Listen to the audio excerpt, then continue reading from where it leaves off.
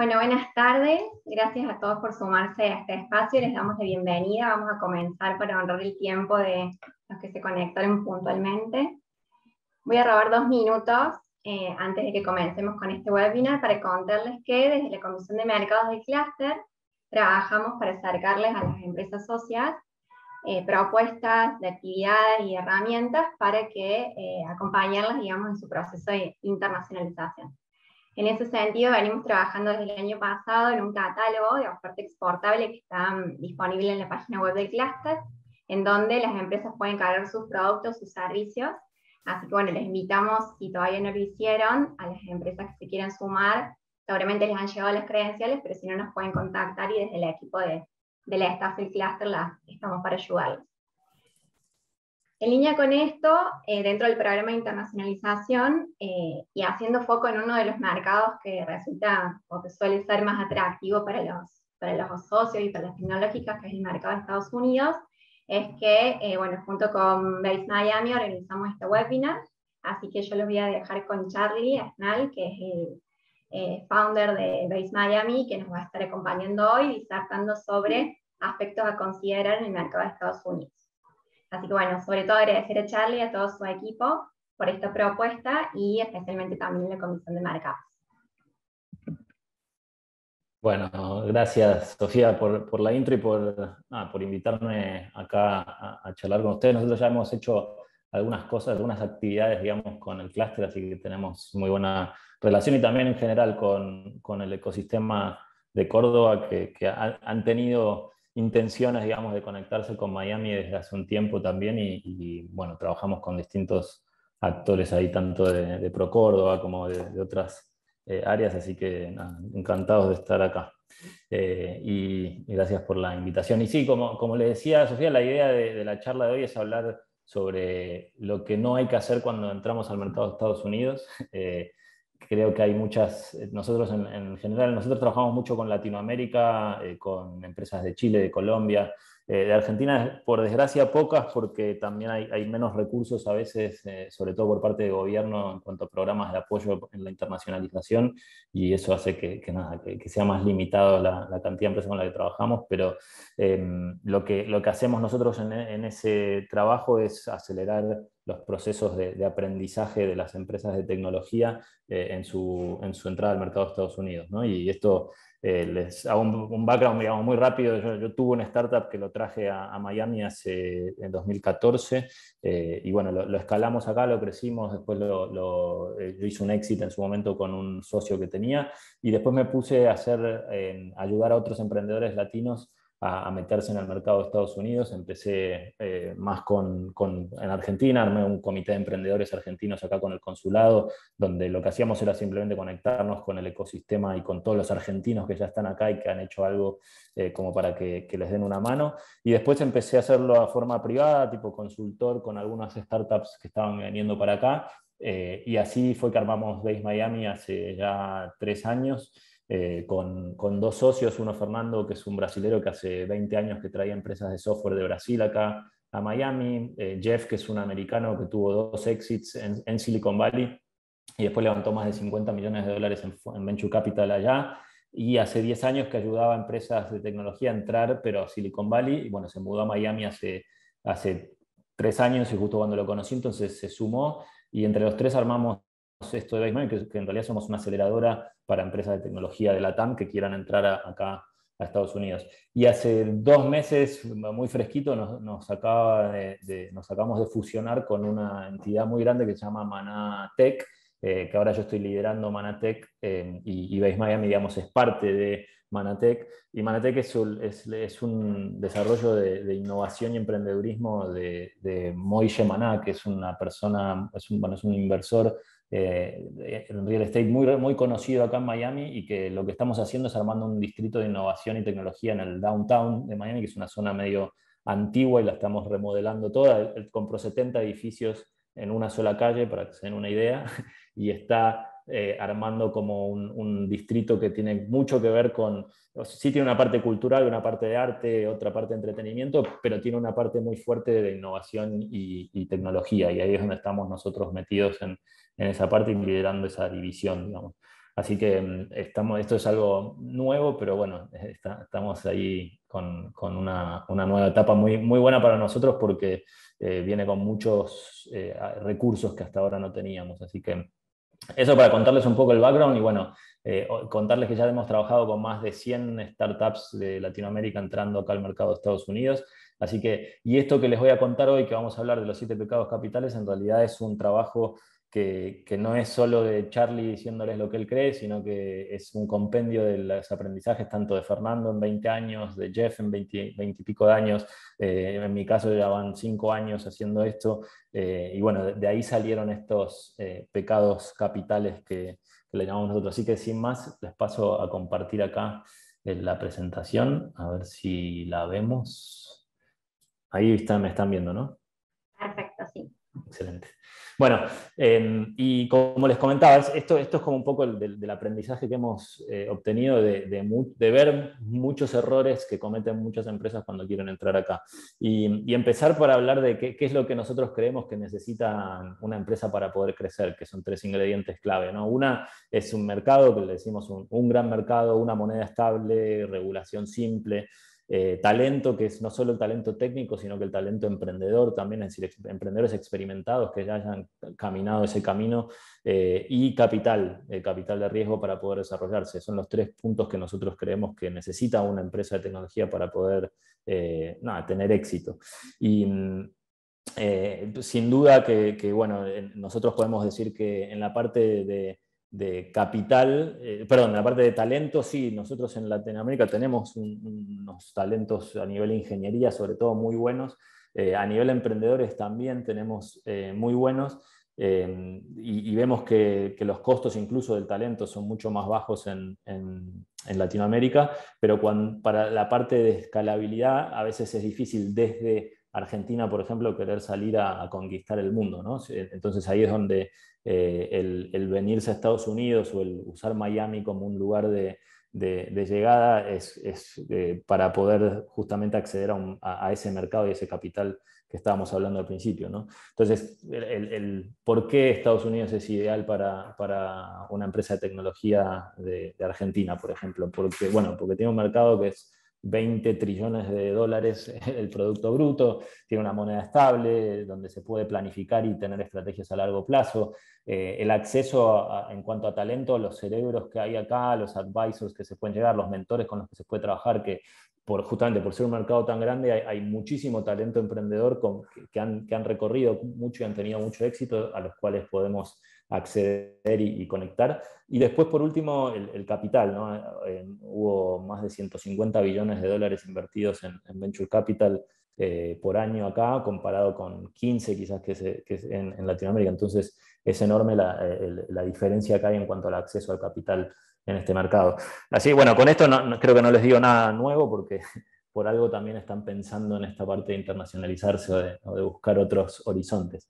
Pero entonces, si vemos que Estados Unidos es una gran oportunidad para que las empresas se expandan, decimos, bueno, ¿qué es lo que puede salir mal, ¿no? Y ahí es donde la respuesta es que casi todo. Así que vimos muchas veces, la verdad, como muchas empresas, y sobre todo por el modus operandi, cómo nosotros como latinos tenemos la forma de trabajar, es, bueno, me voy la semana que viene o dentro de 2 semanas me voy a Miami y voy a empezar a llamar al consulado y a un par de amigos que tengo a ver con quién me puedo reunir cuando vaya, porque voy a tener reuniones comerciales, ¿no? Y después resulta que vienen y sí, se juntan con 8 personas, pero que una es el primo de la amiga, el otro es uno que le consiguieron que quizás sí sabe de tecnología.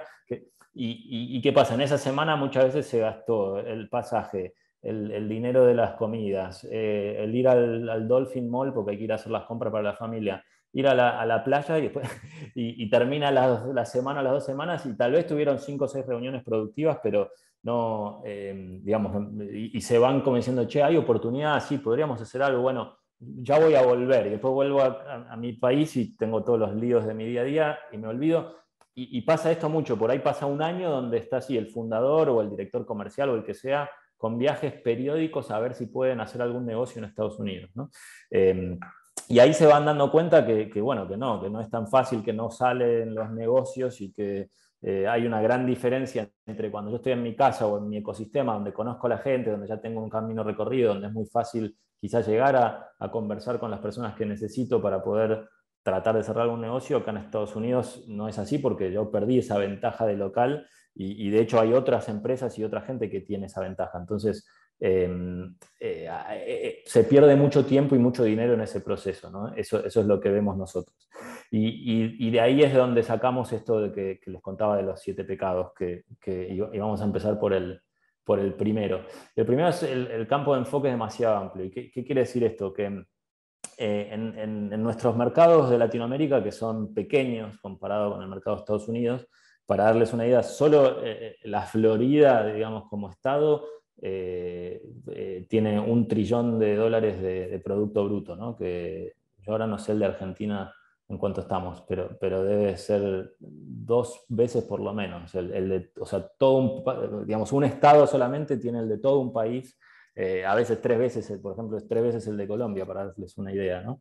Entonces, ¿qué pasa? Cuando nuestro mercado es más chico, si yo estoy en Córdoba y empiezo a desarrollar soluciones para, no sé, la industria bancaria en Córdoba, y seguramente hay 4 o 5 clientes a los que puedo llegar y me quedé sin. Entonces, ¿qué tengo que hacer? Y bueno, ahora también le vendo a empresas de seguros. Entonces y después también le vendo a escuelas. O sea, tengo que empezar a diversificarme para poder crecer. ¿Y qué pasa? Que eso hace que me tiendo más a ser una empresa generalista. Y entiendo que muchos de los del clúster también son tipo software factories que ofrecen servicios a muchos tipos de clientes, y eso acá en Estados Unidos no funciona. Digamos. Acá hay que venir con una idea digamos, de tener muy refinado quién es mi cliente ideal, y cuál es mi propuesta de valor específica para ese cliente ideal, y cuál es el caso de uso también específico para ese cliente ideal.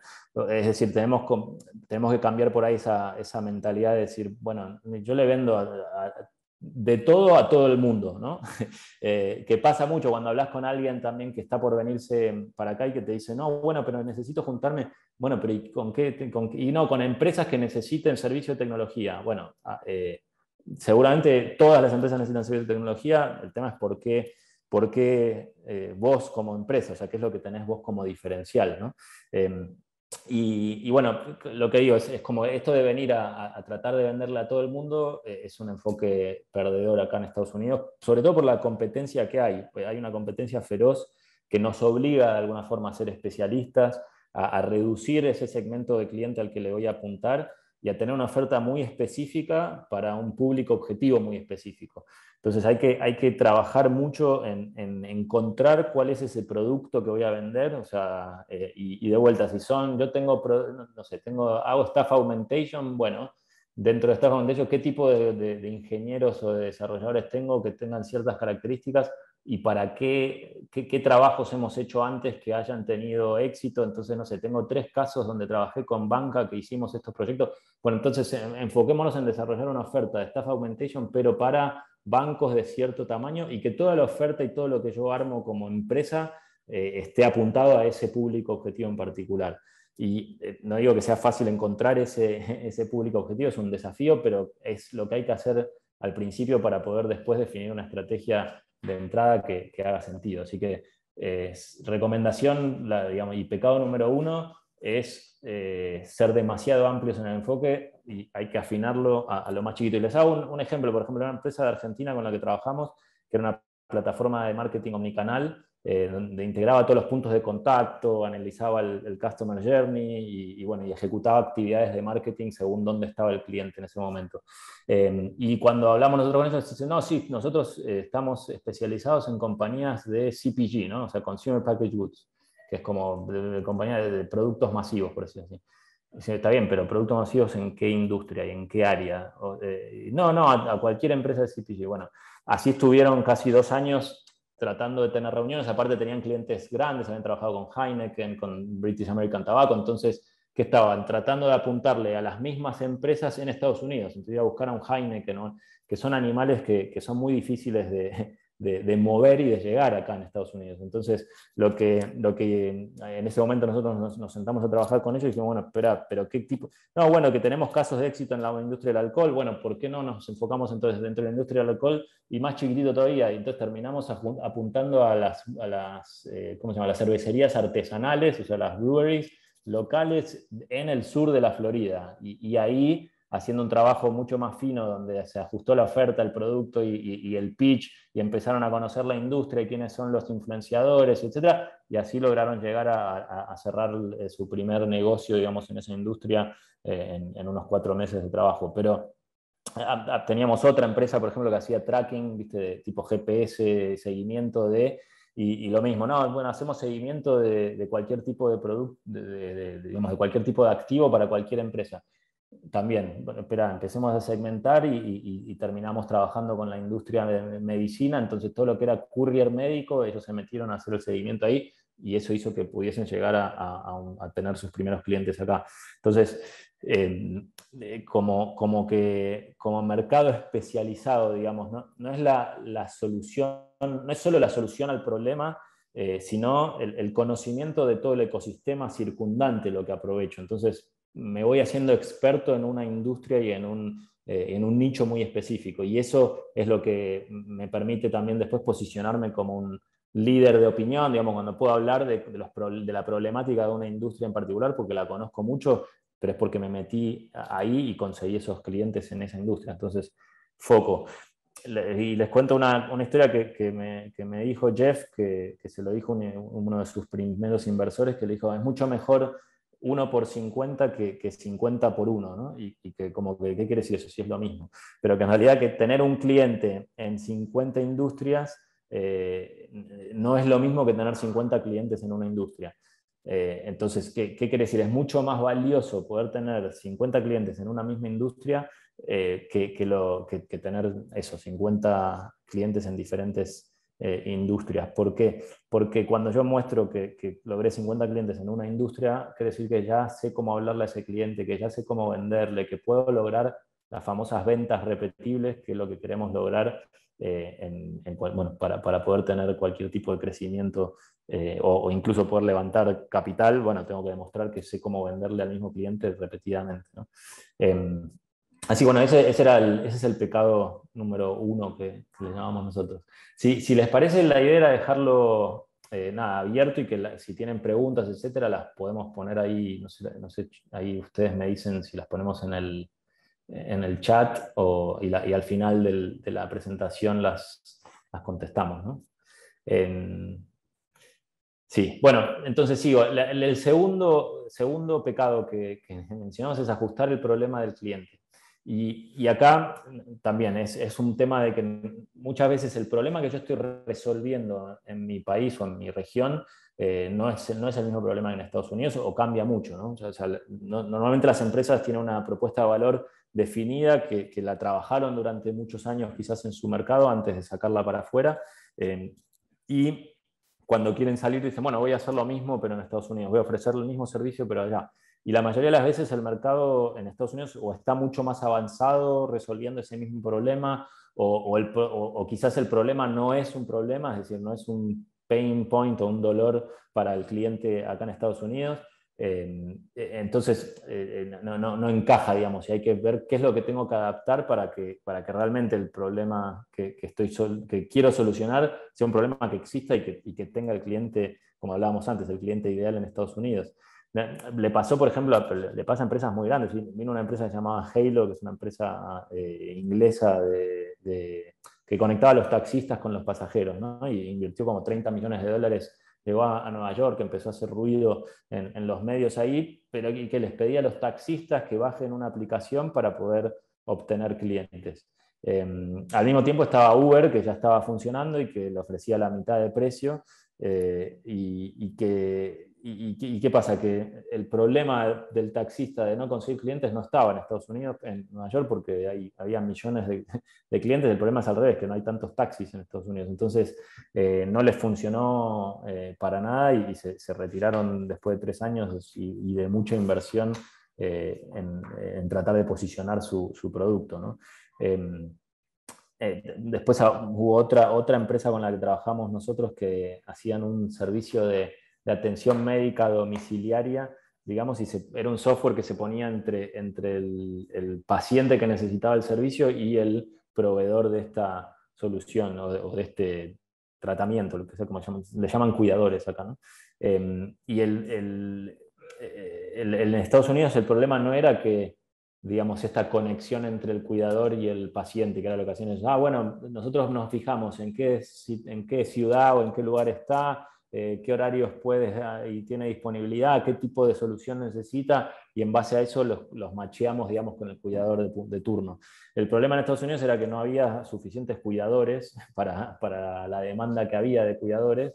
Entonces, lo que estaba pasando era que se estaban peleando las agencias de cuidadores, por lo cual el tema de machear el cuidador con el paciente no existía el problema, digamos, en Estados Unidos. Entonces, la empresa ahí rápidamente se dio cuenta que había que pivotear para poder cambiar su propuesta de valor y definir un problema nuevo a resolver en Estados Unidos, ¿no? Eso como para algunos ejemplos de esto de ajustar el problema del cliente. Después el otro punto importante es la competencia. Y acá, ¿qué pasa? Que muchas veces los fundadores como que decimos, bueno, pero nuestra empresa es única e irrepetible y tenemos una, ¿cómo se llama? Una receta especial que es nuestro talento y nuestra pasión y el equipo. Y ahí acá empezamos a ver que, bueno, pero acá en Estados Unidos hay 1.000.000 de empresas con el mismo, digamos, el mismo speech, por decir así. Entonces, como que realmente la mayoría de las empresas dicen, no, yo soy diferente, y en el 99% de los casos no es así, ¿no? Y sobre todo en un mercado tan competitivo como Estados Unidos, que donde no solo acá tenés los grandes jugadores, o sea, hablando de SAP o Microsoft o Oracle o los que sean, que seguramente trabajan en soluciones similares a las que uno está desarrollando, sino que también hay muchísimos startups que están en el mercado, que ya tienen una presencia local, que ya tienen una red, que por ahí también tienen financiación. Entonces, como que hay que mirar bien ese mercado, más que cuando nosotros vemos a alguien que dice, no, mira, nuestra competencia es SAP o Oracle, bueno, es imposible, no le puedes competir a SAP o a Oracle acá en Estados Unidos.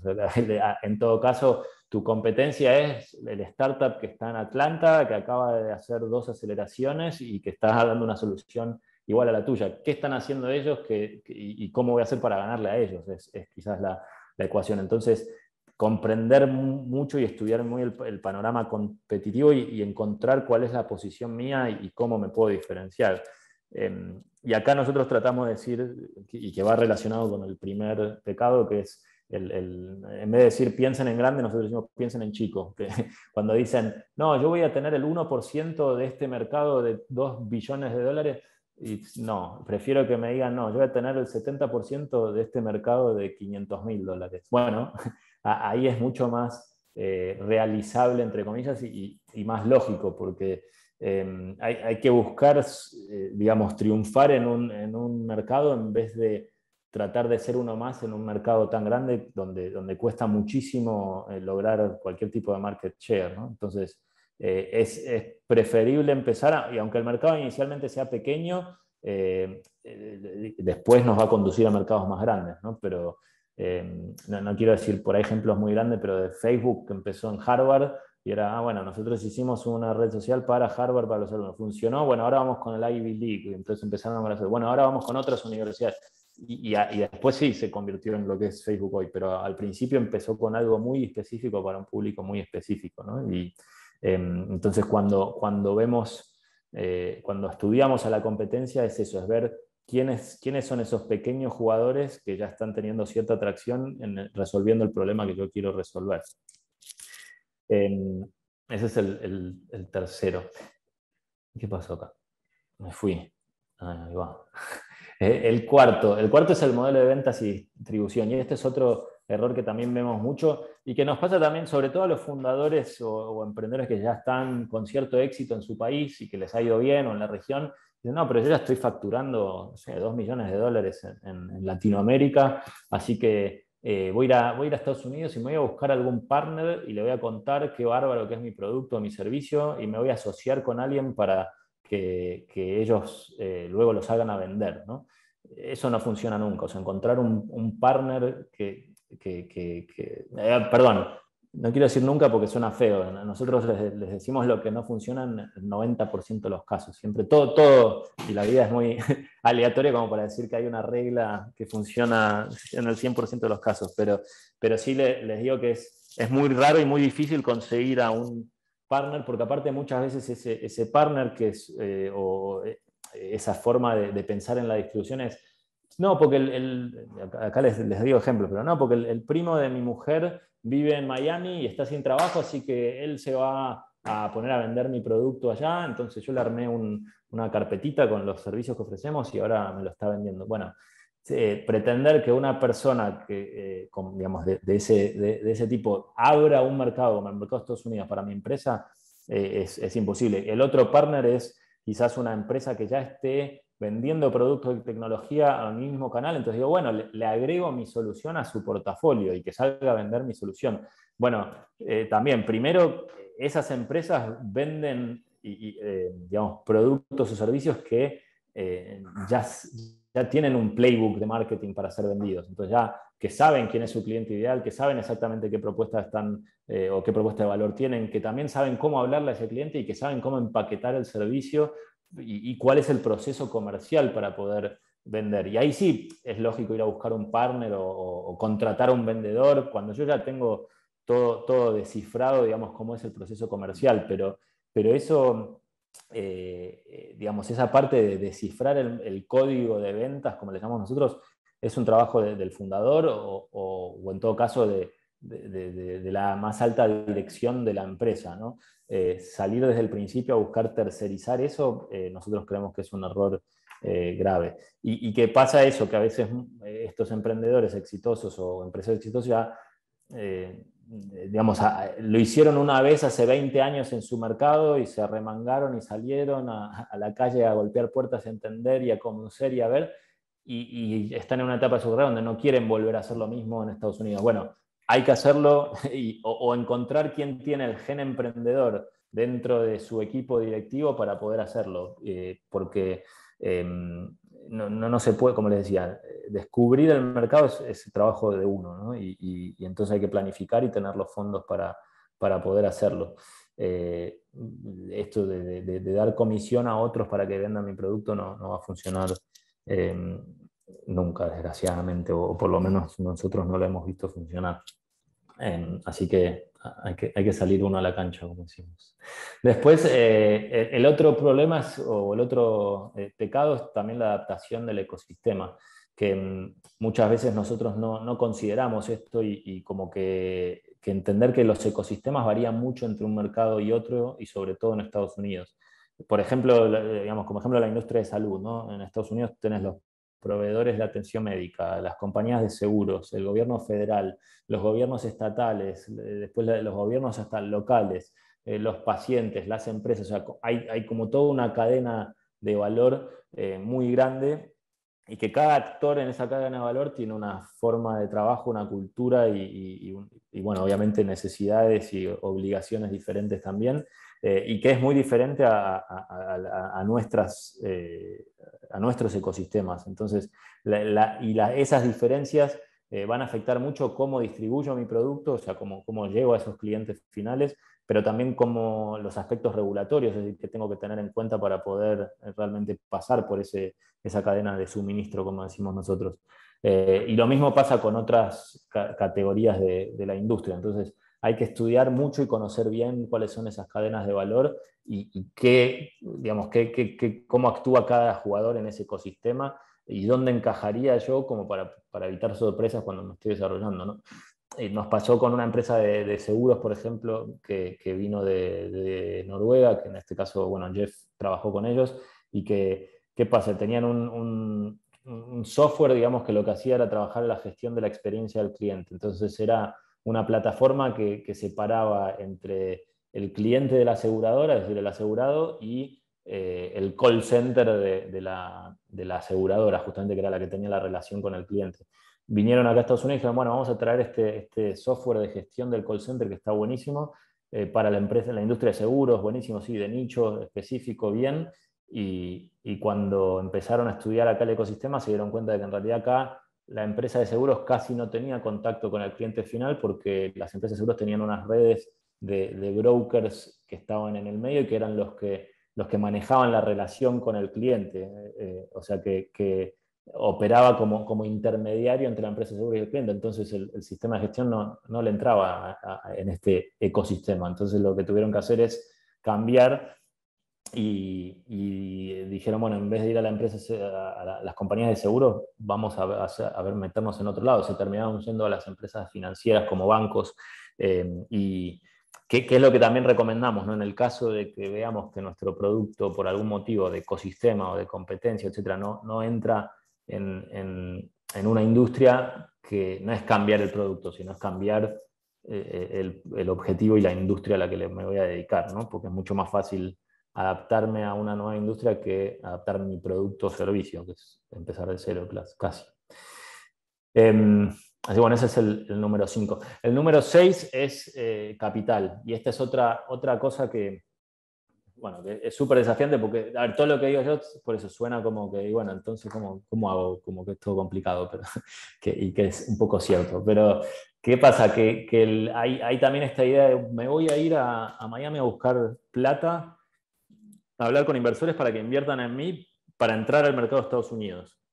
Y ahí es como que sí, pero a ver, ¿por qué un inversor que está acá y que tiene una opción, o sea, tiene unas opciones de inversión muy grandes, porque acá hay millones de startups y de oportunidades de inversión, ¿por qué va a decir, no, en vez de invertirle al que está acá en Miami hace 2 años y que ya tiene sus clientes y que le está yendo más o menos bien, perdón, y me está pidiendo dinero para crecer, ¿por qué voy a apostar en un empresario que está recién llegando de Latinoamérica, que no conoce todavía este ecosistema, que no tiene tracción ni tiene poder, y le voy a poner el dinero a él? Es como que no... eso, como que no encaja, ¿no? O sea, es muy difícil que un inversor americano diga, bueno, voy a apostar por esta persona que está llegando desde Argentina para poner su negocio acá. Entonces, nosotros que decimos siempre, hay que conseguir los fondos en tu país o en tu ecosistema antes de venirse para Estados Unidos, porque es mucho más lógico que un inversor local digamos, que te conoce o conoce tu industria, tu región, sabe lo que están haciendo, que se anime a apostar a que lo haga un inversor acá en Estados Unidos. Y ahí es donde vienen las malas... Tal vez nuestro trabajo también es dar malas noticias, pero bueno, es la idea que tampoco perdamos tiempo o dinero intentando cosas que no tienen sentido, pero nuestra experiencia lo que nos dice es que se tardan entre 18 y 24 meses desde el momento en el que pongo un pie, digamos, y empiezo a desarrollar mi negocio en Estados Unidos, hasta que yo pueda alcanzar ciertos hitos, por decir así, o ciertos KPIs para poder darme vuelta e ir a buscar un inversor americano y que me ponga plata. Entonces, tengo que de alguna forma sobrevivir y tener los fondos suficientes para poder pasar esos 18 a 24 meses sin financiamiento local acá en Estados Unidos. Entonces, nada, eso es lo que decimos nosotros. ¿Y cuánto es? Y no sé, le ponemos un número nosotros así que es muy inventado porque depende muchísimo de cada caso, pero nosotros tratamos de decir, si tenés que calcular 18 meses y $250.000 como para probar si puedes tener éxito en el mercado, porque también puede ser que a los 18 meses digan, no, mira, intentamos 4 o 6 cosas diferentes de experimentos y no funcionaron, y bueno, y no lo vamos a poder hacer, ¿no? Pero eso es un poco lo que nosotros tratamos de darles como de benchmark de muchas empresas con las que trabajamos. Y bueno, y después la última parte es el último pecado es el equipo, que también es lo que hablábamos un poco antes del modelo de distribución. Es muy difícil subcontratar el trabajo de encontrar un modelo de ventas que sea repetible y escalable. Por eso decimos que tienen que haber 1 o 2 fundadores o de vuelta altos directivos de la empresa involucrados en la parte de descubrir el mercado antes de salir a contratar a un vendedor o trabajar con socios tipo de canal, ¿no? O sea, partners de canales.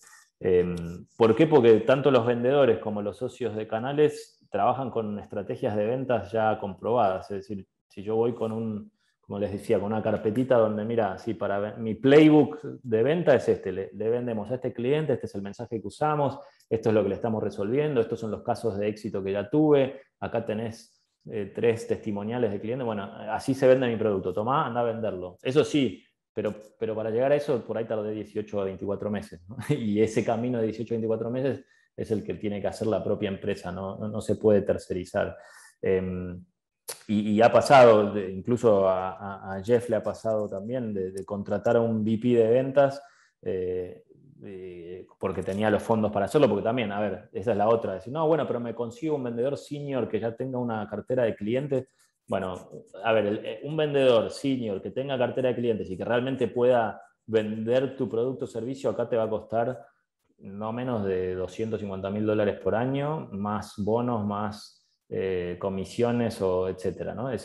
Y aparte, ese mismo vendedor que tiene un portafolio de clientes, que tiene, va a decir, pero ¿por qué me voy a poner a vender productos o servicios de una empresa de Argentina que está recién llegando? Me voy a arriesgar, entre comillas, mi reputación y mis contactos cuando puedo ir a trabajar para una empresa como SAP, que me va a pagar el doble, va a tener... O sea, digo, la competencia que tengo a nivel de conseguir a ese vendedor también. Entonces termino agarrando muchas veces vendedores que son de tier 2 o tier 3 que entonces que no tienen quizás esa capacidad tampoco de generar negocios como los que digamos, de cero, como lo que nosotros pretendemos. Entonces, por eso decimos que es difícil el tercerizar ese esfuerzo inicial.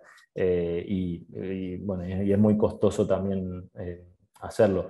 Y muchas veces terminan contratando country manager o country manager, y que hay muchos country managers que se dedican a ser country manager. Un año trabajan con una empresa, el otro año trabajan con otra empresa, duran un año o dos, fracasan, pero van digamos, replicando su currículum con que soy country manager de distintas empresas. Entonces, volviendo a lo del equipo, hay que tener... digamos, hay que estar dispuesto a venirse y a trabajar ese año y medio de remar, como digo yo, hasta poder entender bien cómo funciona todo el ecosistema y cómo puedo empezar a replicar y a expandirme, ahí sí contratando gente, pero ya habiendo descifrado el mercado. Entonces, ¿qué pasa? Antes de armar un equipo de ventas, nosotros decimos que los pasos que hay que hacer es, bueno, descubrir lo que hablábamos del perfil de cliente ideal, o sea, quién es mi cliente, lo tengo que conocer perfectamente y entender cuál es la problemática que le estoy resolviendo y por qué, cuál es el caso de, o sea, lo segundo es eso, cuál es el caso de uso único que ya descubrí, que es el que estoy resolviendo para este cliente. También demostrar que mis clientes está dispuesto a pagar por lo que yo estoy haciendo y después empecé a dedicarme a, bueno, ¿cómo hago para lograr repetir más clientes como ese que ya tengo? Y ahí sí, cuando ya tengo una fórmula, entre comillas, donde sé quién es mi cliente, sé cuál es la propuesta, logré venderle a 3 o 4, bueno, ahí sí puedo traer tal vez 1 o 2 vendedores que estén en esas industrias, que tengan esos contactos, pero porque yo ya vengo con algo muy claro a la mesa de cómo se vende, ¿no? Y si eso funciona, bueno, ahí sí ya podemos empezar a escalar. Entonces, como decimos nosotros, el juego, digamos, descubrir el juego y descifrar el código lo hacemos nosotros, después recién me pongo a contratar equipo, ¿no? Así que ese era el pecado número 7. Y bueno, esos eran los 7 pecados y acá lo que queríamos decir, de vuelta, es tal vez si suena feo, como que todo esto suena muy difícil, entonces ¿qué hago? ¿No voy a Estados Unidos? Digo, no. A ver, es difícil, es el mercado más competitivo del mundo. Todas las empresas de Latinoamérica, por lo menos, o muchas de ellas, sobre todo en tecnología, tienen la cabeza pensada en Estados Unidos. Y Estados Unidos ya tiene 1 millar de empresas de tecnología también, entonces sí, es difícil, es muy competitivo y hay que ser realista también respecto a las posibilidades que yo tengo de éxito, ¿no? O sea, sabiendo que hay muchas que fracasan en el camino. Entonces, y que no hay una fórmula secreta, sin duda. Si tuviéramos una fórmula secreta, no, seríamos todos mega millonarios, pero no la hay. Sino que lo que sí creemos es que hay unas metodologías que pueden funcionar, que hagan que ese camino sea mucho más, menos costoso, por decir así, y más rápido. Entonces, uno, le llamamos nosotros el Product Market Fit, que lo deben conocer, o ajustar el producto al mercado, y que esto es esto que hablábamos de ir refinando ese nicho. Entonces, ¿qué es? Mucho de investigación, de empezar a conectarme con el ecosistema, que esto lo puedo hacer desde allá. Nosotros hacemos programas que se llama Bootcamp, por ejemplo, que es para 10 o 12 empresas, y donde están, lo hicimos el año pasado en junio, y de hecho creo que participaron chicos, alguna empresa del clúster, ahora no me acuerdo, Yamal Software, pero no me acuerdo si Yamal es parte del clúster o no. Pero bueno, hubo alguno que participó. Pero digo, esos programas son remotos, entonces hacerlo desde Córdoba, yo puedo empezar desde Córdoba a ver cómo hago para estudiar mi mercado, para conectarme con ese ecosistema, leer al respecto, quiénes son los thought leaders de la industria en la que me quiero enfocar, con quién tendría que hablar para validar si lo que yo estoy haciendo tiene un lugar o no en ese mercado. Entonces empezás a construir, digamos, tu red de contactos, también tus conocimientos sobre la industria, y empezar a preparar ese go-to-market, digamos, en base a lo que voy descubriendo en ese camino. Ahí también empezamos a relacionarnos con algún potencial cliente, ya empezamos a tener conversaciones con, de vuelta, algún cliente o algún partner posible, y entender cómo piensan, bueno, digamos, cuál es su proceso incluso comercial también dentro de las empresas. Y con otros expertos de la industria para aprender sobre el mercado y ver cuál es mi lugar. Y nosotros ahí decimos que si este esfuerzo se hace bien, requiere mucho menos tiempo y dinero que venirse a hacer 6 viajes y tratar de ver si puedo conseguir algún negocio viajando y teniendo reuniones acá al aire, por decir así. Y la idea es que al final de este proceso inicial de investigación y conexión con estos potenciales clientes, expertos de industria, voy a ir definiendo cuál es mi propuesta de valor y a quién le voy a ir a vender lo que le quiero vender. Y al final de esta fase, supuestamente, yo puedo haber validado el mercado, por lo menos entender si lo que yo hago tiene lugar o no, si el precio de lo que tengo hace sentido con el mercado objetivo, ¿sí? Como que puedo validar esa parte de que hay una oportunidad. Y a la vez en ese camino también fui preparando mi historia, o sea, de cómo voy a contar lo que les voy a contar, mi estructura legal, si querés, también, entender qué tengo que tener a nivel legal para poder vender, y también una definición inicial de go-to-market, ¿no? Entonces, digamos, ahí es como que decimos, bueno, terminó la primera etapa, que es empezar a vender o tratar de empezar a vender en Estados Unidos. Después la segunda etapa es la de un modelo de ventas repetibles. Y esto, digo, es lo más difícil sin duda, porque es como, en realidad es lograr crear, como decimos nosotros, crear clientes felices a través de un proceso de ventas que es coherente, que es repetible y que es escalable. Entonces, yo ya sé cómo, digamos, cómo lograr atraer al cliente hacia mi burbuja, por decir así, y después, una vez que lo tengo, lo logré cerrar. Cuando lo hice 1, 2 o 3 veces, ya puedo decir que tengo un proceso de ventas repetible. Y la verdad que, desgraciadamente, la mayoría de las empresas no llegan ahí.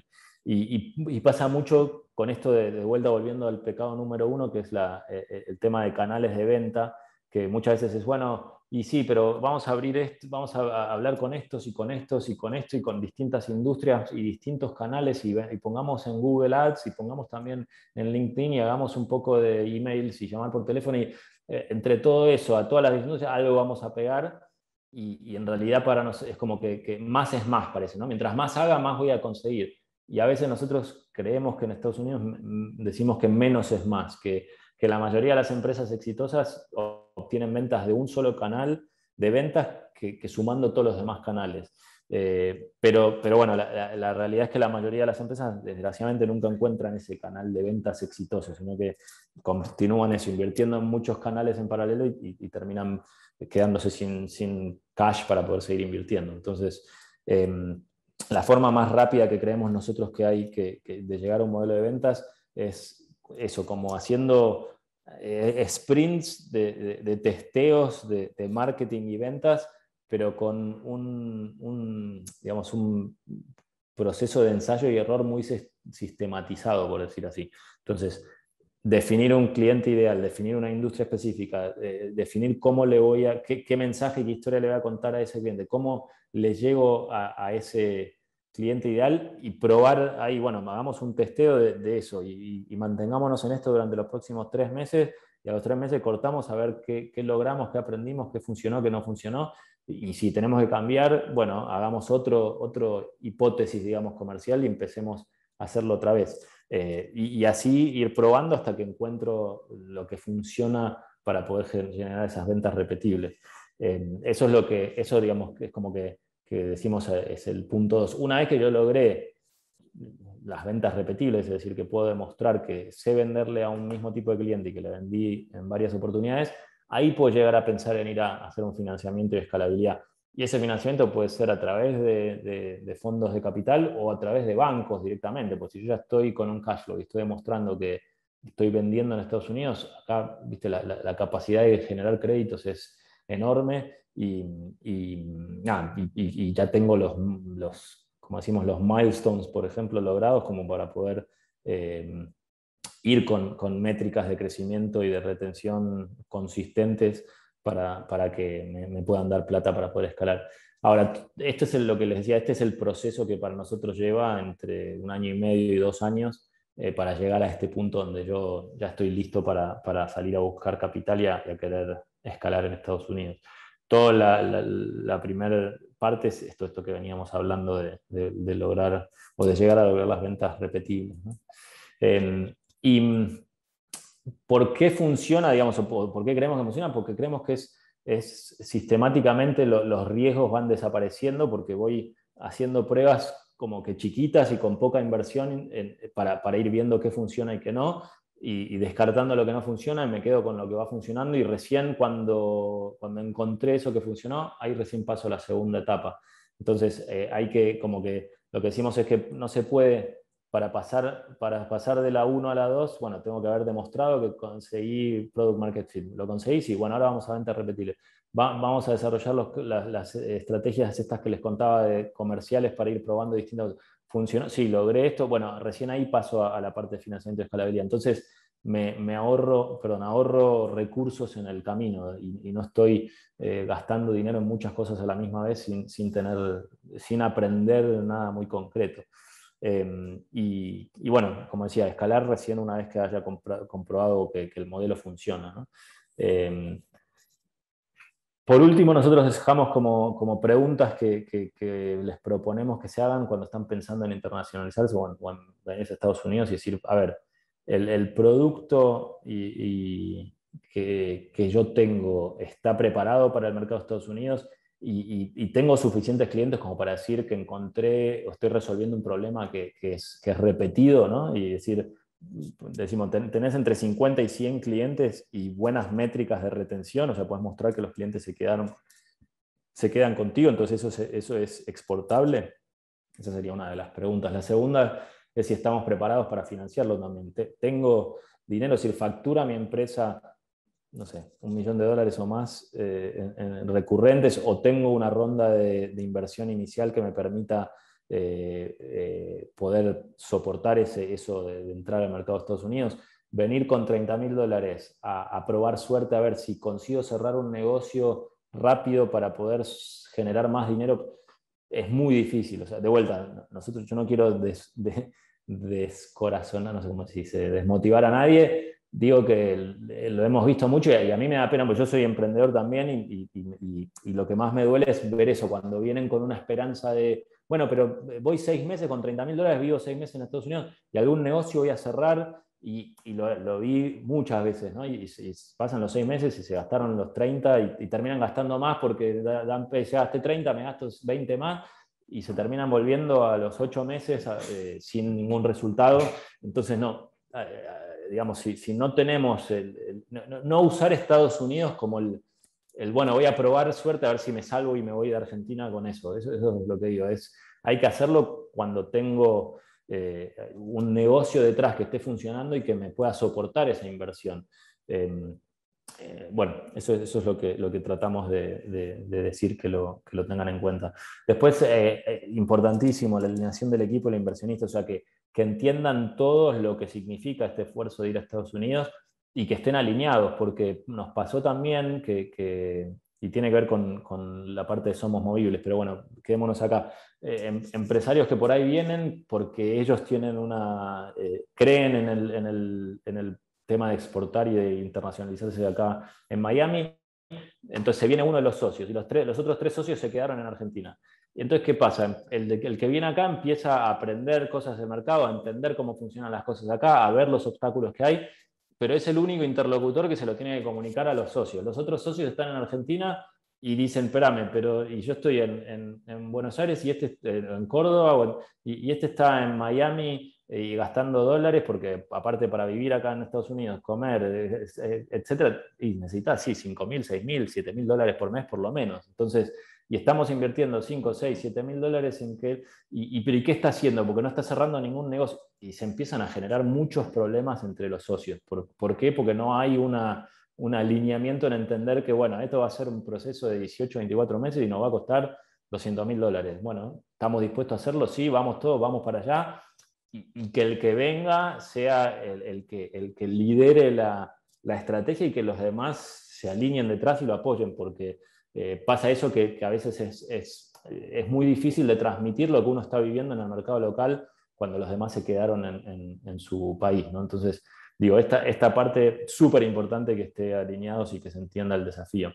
Después, otra cosa, la mentalidad de principiante que nosotros hicimos, y esto nos pasa mucho, sobre todo a nosotros los argentinos, que nos la creemos más, como dicen, pero que pasa que eso, no, pero olvídate, si yo ya abrí México y Chile y me fue muy bien y ya sé, yo voy allá y no tengo nada que aprender porque ya sé todo. Bueno, así fracasan muchos. Hay que estar preparado para decir, bueno, no entiendo nada de este mercado, no lo conozco, y quiero empezar de cero a entender cómo funcionan las cosas para poder después tomar decisiones y no querer venir a imponer sus formas de trabajo en un mercado nuevo como es este, ¿no?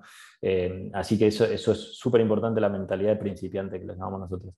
Y después, si somos móviles, es decir, ¿hay alguno de nosotros que esté dispuesto a irse realmente 18 meses o 24 meses a Estados Unidos, a sentarse ahí y a vivir? Porque de alguna forma hay que vivir el ecosistema, hay que estar, hay que participar, hay que entender la dinámica cultural, hay que moverse por donde se mueven también nuestros clientes objetivos, o sea que hay que estar acá. Entonces, ¿quién de nosotros va a poder hacerlo? Y podemos o no podemos hacerlo, ¿no? Así que esa es la última pregunta. Bueno, con eso le damos por cerrado el tema de los 7 pecados capitales, como decimos nosotros, que espero que no los haya asustado mucho con lo que les conté, pero es como les digo, es un cúmulo de aprendizajes de muchos errores que hemos visto hacer a muchas empresas. Así que con eso, si quieren, ya abro el piso, no sé si quieren hacer preguntas o ya les devuelvo la palabra ahí a Sofía y a las chicas del cluster. Dale, bueno, muchísimas gracias, Charlie. Muy buena toda la info que nos compartís. No sé si alguien quiere hacer alguna consulta, puede habilitar el micrófono o dejarlo por el chat. Quedan unos minutitos. Hola, ¿qué tal? Muchas gracias, Charlie, por la experiencia transmitida, y la verdad que uno se posiciona rápidamente en todos los errores, eso que estás comentando. Sí. Pero bueno, nos hace abrir los ojos también a la realidad, y creo que incluso en base a lo que comentabas nos tenemos que adaptar porque quizás no todos tenemos los 250.000 dólares, o hay algunos que sí, para invertirlos.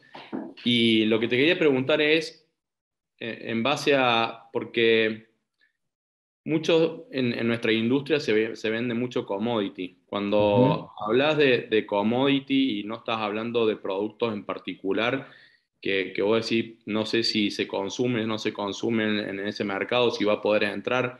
Y cuando estamos viendo que estos commodities sí se consumen, sí lo están contratando, hay empresas que están ya proveyendo este tipo de servicios.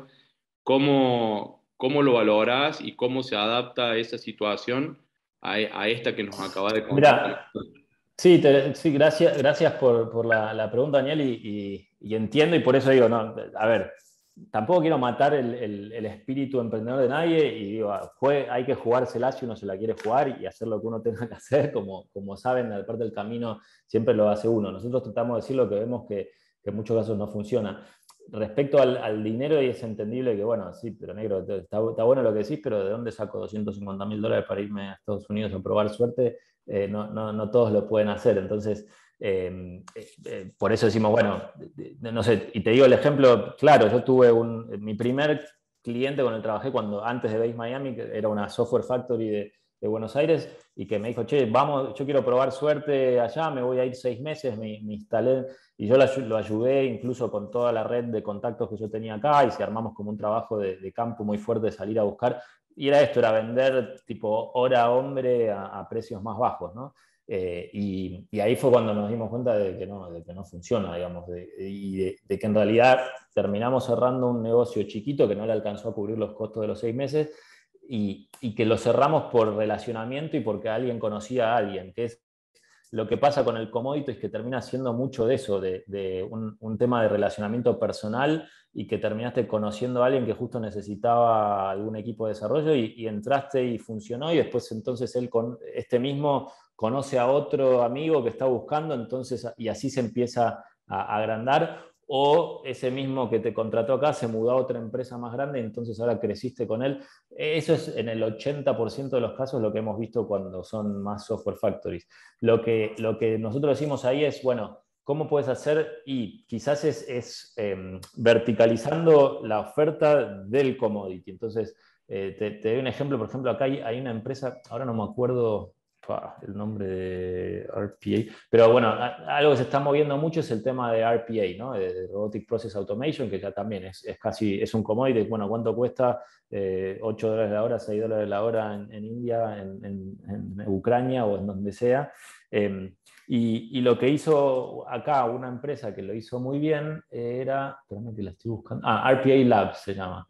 ¿Qué pasa? Lo que dijeron es, bueno, RPA sí, pero todo el mundo tiene RPA, entonces ¿por qué no nos enfocamos en, nosotros hacemos RPA, pero para logística, para empresas de logística? Entonces, y dentro de la empresa de logística, bueno, nos paramos en la parte de automatización de procesos para, no sé, la cadena de suministros, por ejemplo.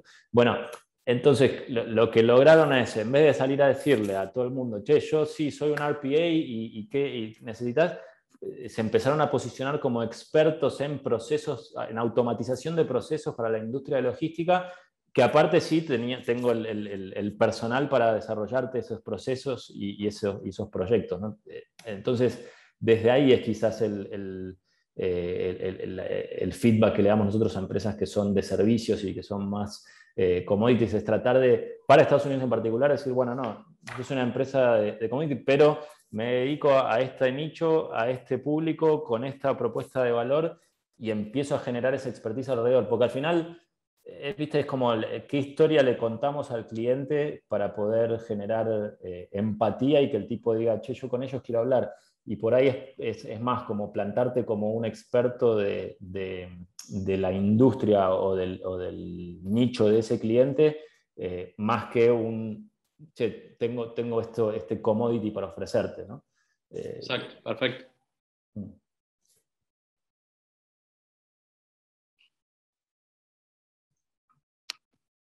Bueno, sé que estaba todo muy claro. Nadie quiere saber Sí. más. Hola Charlie, muchas gracias Hola, por Nicolás, la exposición, estuvo súper interesante. Quizás lo dijiste al principio y te pido disculpas si ese es el caso, porque entré un poquito tarde, pero podrías por ahí, ¿de qué manera imagino que ustedes hacen parte de este trabajo de Base Miami?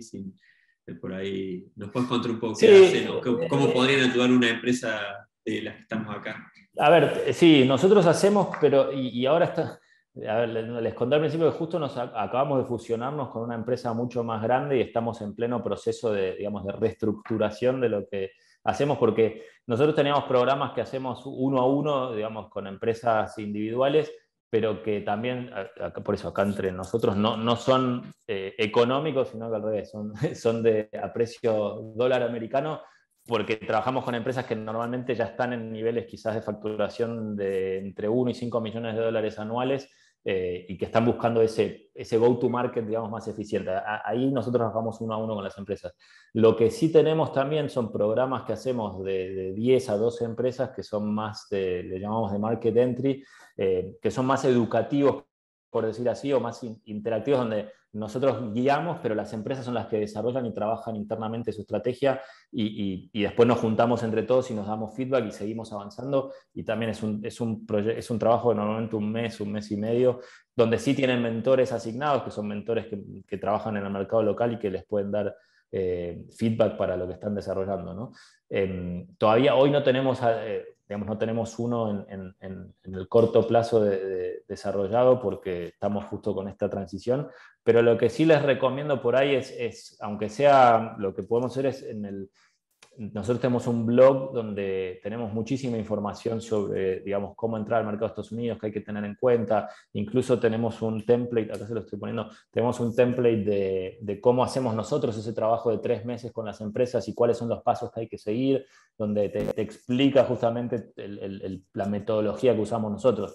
Digamos, el valor agregado que tenés con nosotros es que tenemos ya toda la red armada, entonces levantamos el teléfono y traemos mucha gente mucho más rápido. Si lo tienes que hacer vos, por ahí tardás más, pero lo podés hacer también, y ahí está la receta de alguna forma.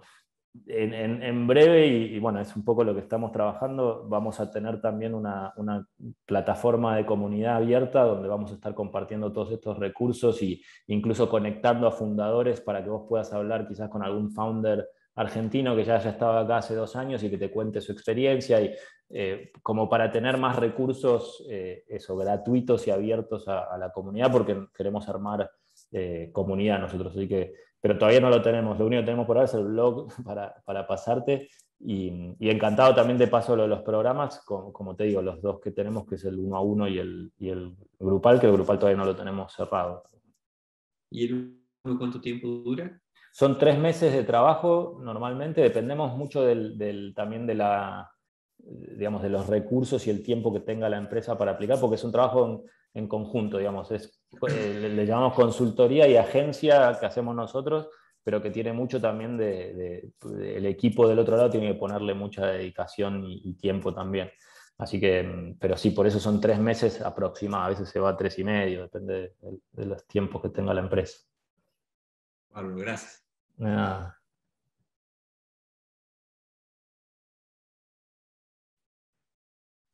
¿Alguien más? Bueno, Estamos. nadie más Bien. levantó la mano, así que si no hay más dudas o consultas, agradecerte, Charlie, muchísimas gracias. Muy interesante la charla, gracias a vos, a tu equipo, por la predisposición y por la propuesta. Así que bueno, seguimos en contacto y